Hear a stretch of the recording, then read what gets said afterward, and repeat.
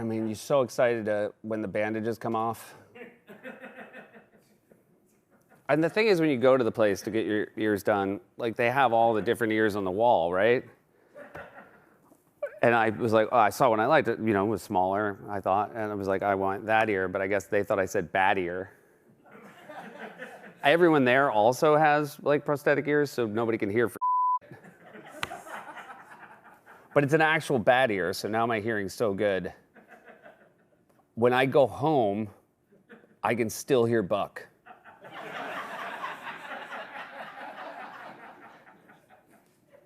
What's up? Oh, from the show hands, it seems like everybody can hear Buck.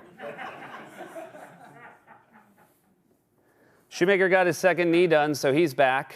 A couple of prosthetic knees, walks around, sounds like RoboCop's in the office. And you hear it coming, it's only a matter of time where it means he's gonna pop his head in and be like, this place went to while I was gone. The snacks are no good now. Same snacks.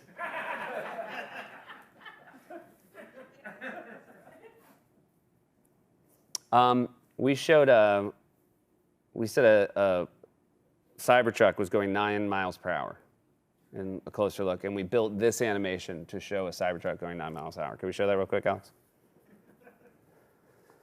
Okay, so a lot of people would see that and be like, okay, I'm fine with that. It's just a joke. It's obviously serving a bigger point in the body of a closer look. It's not meant to be the core focus of the next few of my human hours. Here are 3 different comments.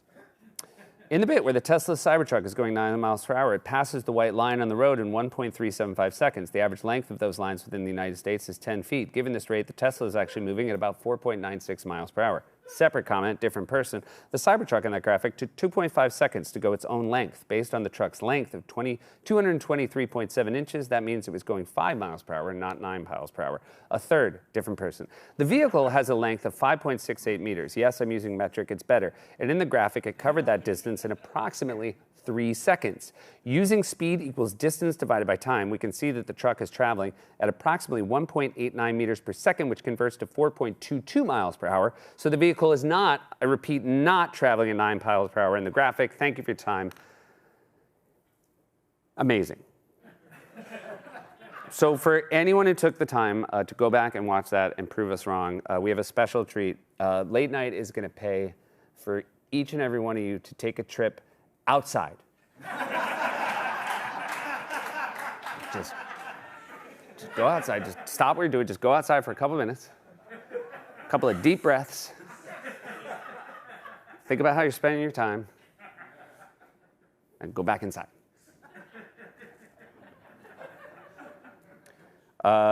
Someone wrote in, correction, if you blow up the sun, you wouldn't be able to see the moon since it reflects the light from the sun. Well, then I won't.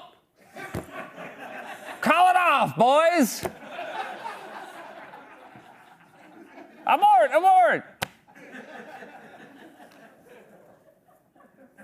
We had this joke.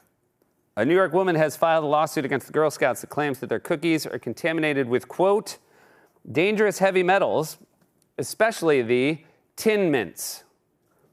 Someone commented, the problem with this joke was that tin is not a heavy metal. Well, not to correct a corrector, but technically one of the problems with that joke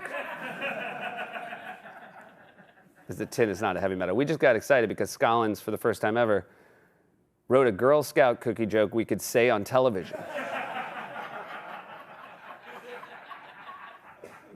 Usually when people are like, do you want to see the new Scollins Girl Scout cookie joke? You're like, no! You don't want to be criminally implicated. Marco Rubio said he was going to root out Americans, especially college students, who were causing a ruckus, his words, ruckus. And we had a joke of somebody wearing the Wu-Tang Clan.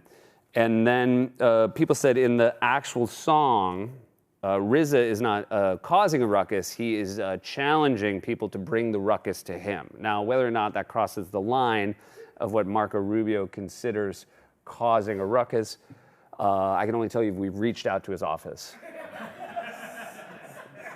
And we'll let you know when we hear back.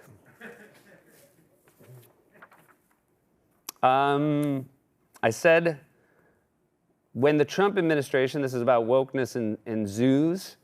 I said, when the Trump administration finds out male seahorses, when the Trump administration finds out that male seahorses give birth, they are going to burn aquariums to the ground. One of you wrote in and said they don't give birth, they carry the birthed progeny to maturity, and 1,000 of you said, you can't burn an aquarium to the ground because it's full of water.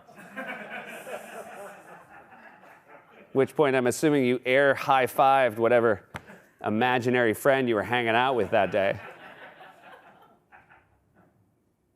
You can burn an aquarium to the ground. You can get it done. I mean, is it as easy as burning down like an old log cabin? No, but you can do it. Someone said there is no aquarium under the purview of the Smithsonian. The National Aquarium is in Baltimore, and it is privately owned. You know by who? Tracy Morgan.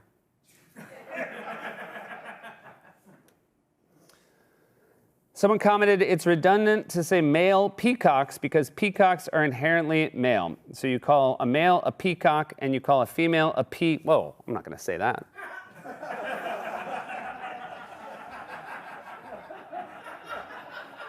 This isn't England.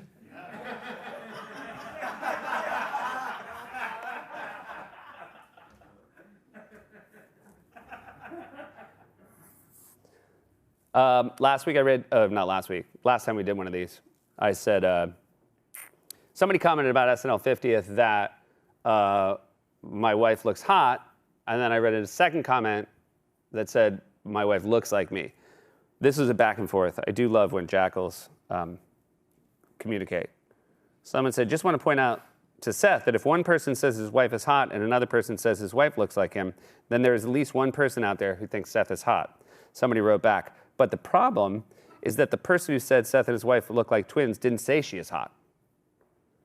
But since she is, I will give you credit for this logic problem. And then the first person wrote back, fair. But since at least one person thinks Seth's wife is hot and at least one person Seth and his wife look alike, it's safe to say there's a solid mathematical chance, transitive property and all, that there's at least one person out there who thinks Seth is hot. Well, thank you for going 12 layers into the multiverse.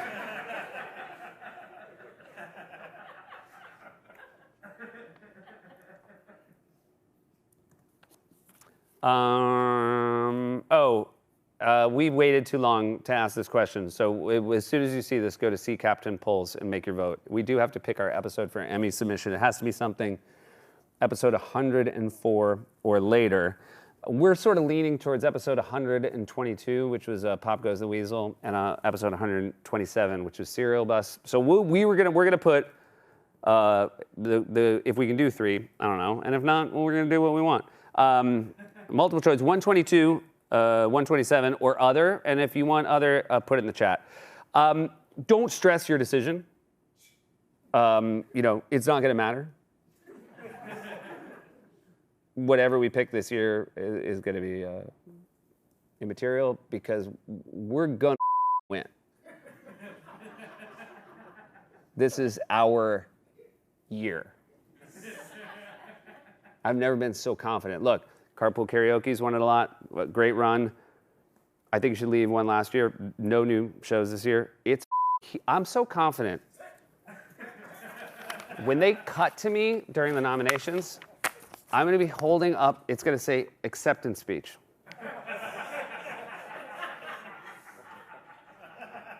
Lock. No, I've never been so sure about anything.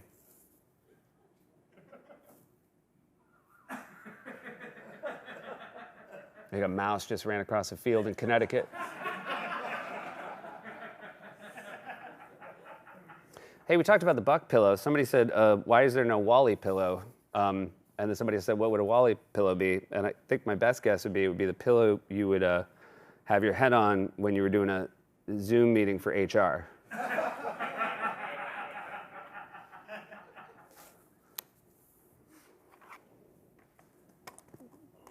Right? Lovely note. That's what it was attached to.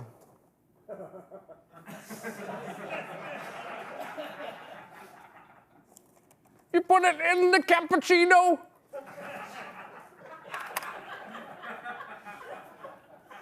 Somebody made me a Birdbane action figure. Lovely. It's going to be in the same section at the NBC store of all of our stuff, which is called There's Only One of These. Last thing, because I owe an apology, is somebody did write in, and I knew it as soon as I said it because we were rolling into a hiatus last corrections.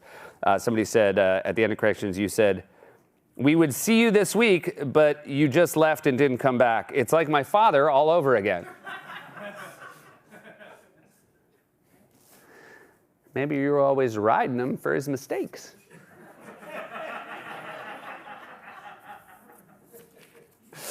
It's lovely to be back. Thanks, everybody. You'll see me next week. I mean it.